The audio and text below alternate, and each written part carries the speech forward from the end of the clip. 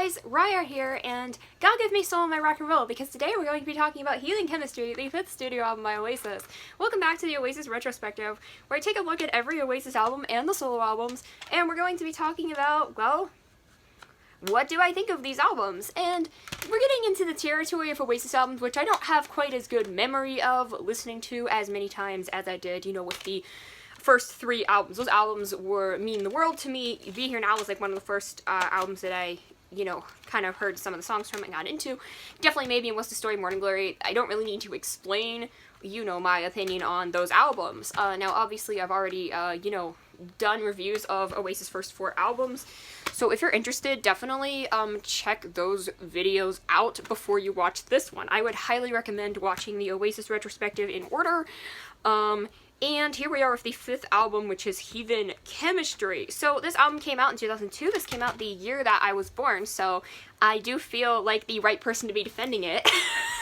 And the little bit of background on this album was, so shortly after the release of Standing on the Shoulders of Giants, which was a very experimental album where, you know, they had a bunch of band departures. Noel Gallagher was stuck playing all the instruments. They needed some help for the tours and stuff, so they recruited Jem Archer on rhythm guitar and Andy Bell on bass to replace Bonehead and Giggsy. They recruited them to around the right after the Standing on the Shoulders album was released, so that they would be able to have these guys to help them on tour, and they incorporated these new guys into their permanent lineup.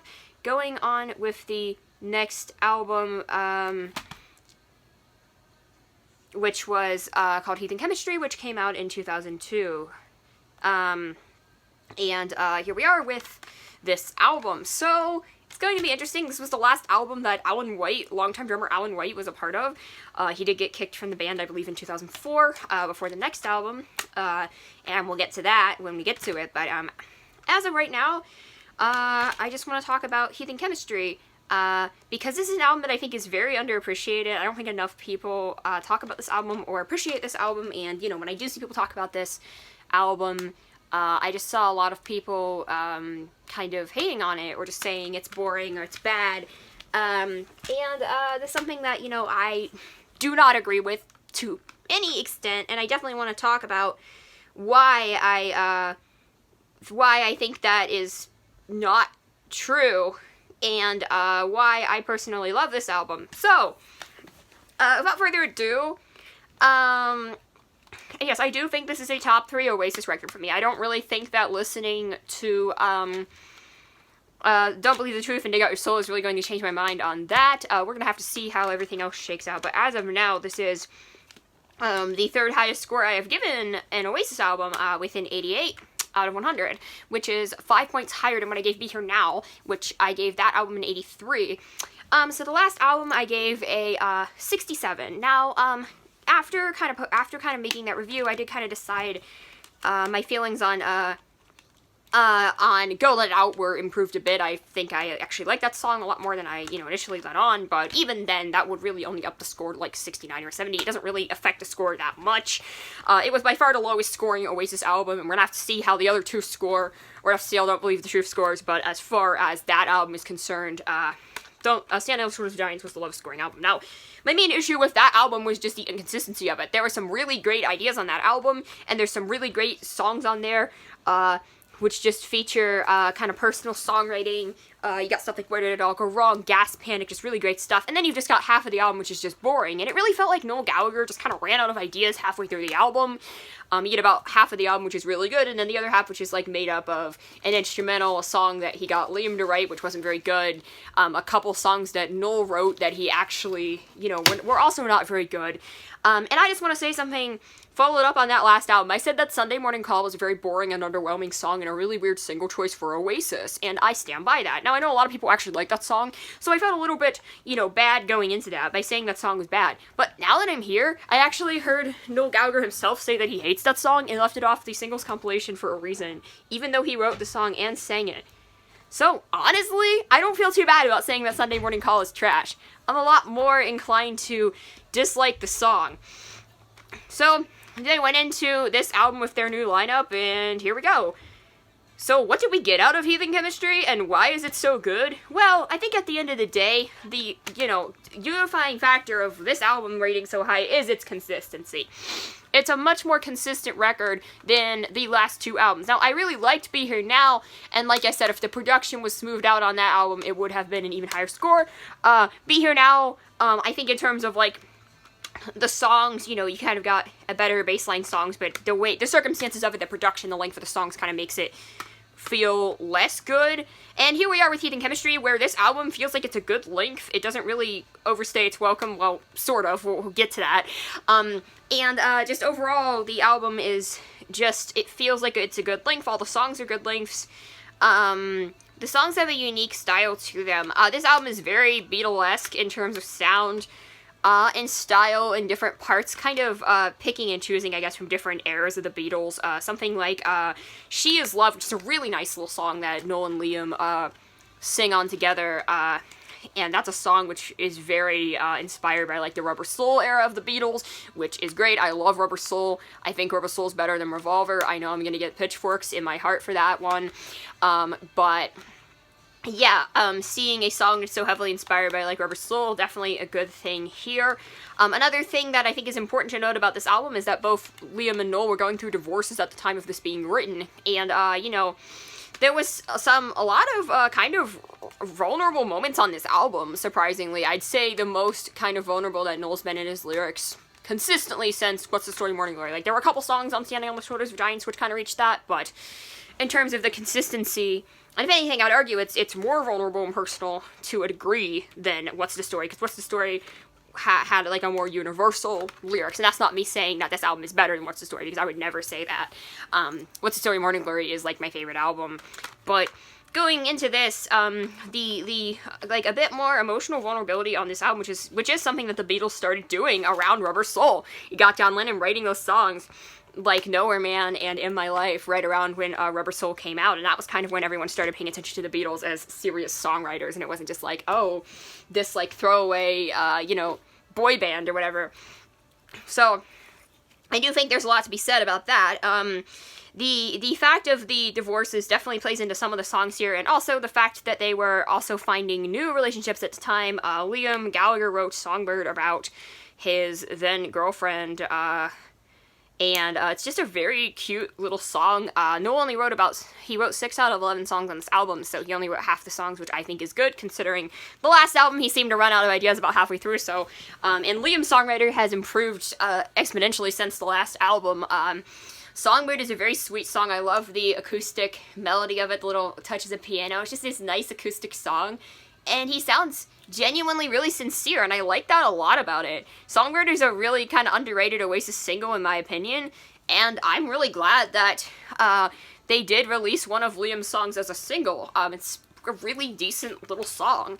And like I said, She Is Love is another song that I believe Noel wrote about the girl that he was in love with, and, kind of wrote, which, looking back, is a little bit awkward considering Liam singing all that, considering how much Liam and Sarah have a blood rivalry, but, there's, the interesting thing going on there. Just, the harmonies are very cute, and like I said, I really love the Rubber Soul thing.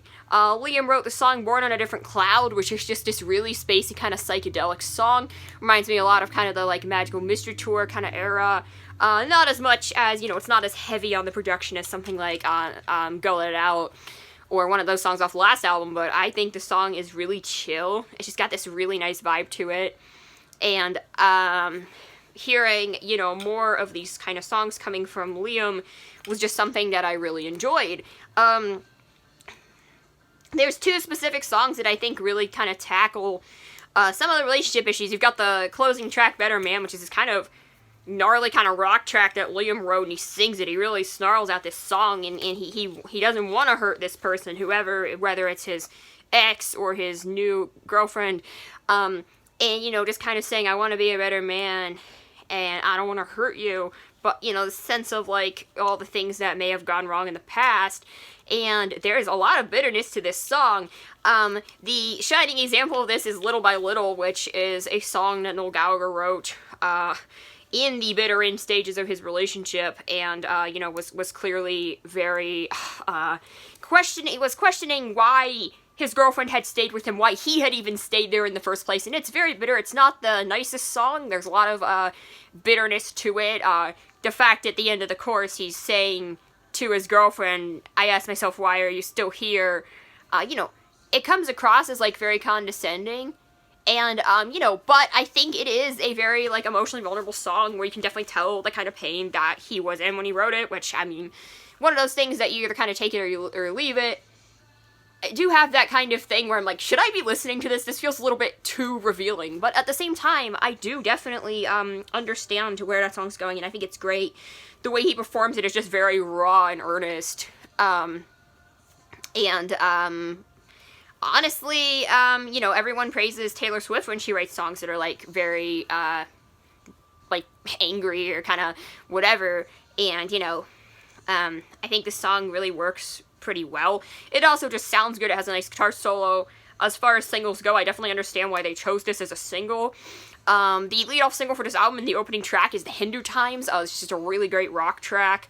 It's just super fun. It's got this really iconic riff. Liam sounds great on it.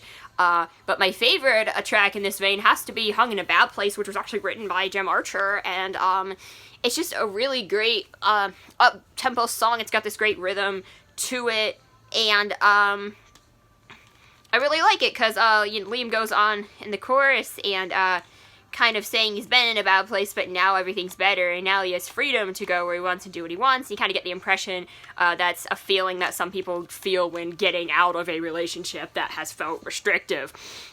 And kind of like when John Fogerty wrote Sweet Hitchhiker. That's a little bit of the vibe I get out of this, but obviously, this is like a very, just, it's played very straight, but it's sung in a really good way. Liam sounds really earnest. It sounds fantastic on this song. It's just a really kind of rockin' song that I really enjoy. Andy Bell also wrote a song for this album. It's an instrumental number called A Quick Peep. I think it's a decent little instrumental. There's not much to it, but it is a nice track, and it's not on the level of Effin' in the Bushes, but I mean, it is something, and it definitely breaks up the kind of singing a bit, which is not a bad thing at all. As far as other tracks on this album, like I said, I'm not really a big fan of Force of Nature. I think that song's kind of a lumbering oaf of a song, not really in a good way. Like, the way Noel sings it, I get what he's doing, but just the production of the song doesn't sound very good, in my opinion. I do really like Better Man. Like I said, it's a song which has this kind of angry kind of guitar, and Liam's just like kind of bitter on it. He wrote this song. I'm not really sure why Noel drums on the song. I did look at the credits of the album, and on Wikipedia at least, that Noel Gallagher drummed on that song, which is very weird. I'm not sure if Alan White just pissed off for a day or what happened, but anyway, I did think that was just an interesting little tidbit I found looking through this. The song that I have to mention is Stop Crying Your Heart Out. It is an absolutely beautiful kind of power ballad type song. It's, you know, a piano ballad that's sung by Liam. There's some great backup vocals from Noel Gallagher. The song, you know, just has this really great piano crescendo builds to this, like, guitar bit. And it's an incredibly comforting song that, you know, almost like, I don't know who you're writing that for. You know, but it feels like it's a universal thing as it's written to the fans or whatever who is listening is going through. And that everything's gonna be okay, even if all the stars are faded away. Just try not to worry, you'll see them someday. And sense of things are going to get better. And that's a song that just really resonates with, I think, a lot of people. And it is the best song on the album. Like I said, probably On the Mind. It's another one that's just, it's a pretty standard Oasis track, but I do like it. I like, it's very Beatlesque again, and like I said, the way the album ends is really the only major flaw of this album is the 30 minutes of silence thing. So basically, Better Man is the closer, and then it has 30 minutes of silence, and there's a hidden track called The Cage, which is this instrumental track. It's really nice. You know, it's a nice instrumental. There's nothing wrong with it, but it's just, who's going to wait 30 minutes for an instrumental closing track? Like, I'm sorry. Who's going to wait 30 minutes for that? That's not how you do a hidden track, guys. Apparently in the Japanese CD versions, that was removed, and I'm really glad that they did that, and I wish they had done that everywhere.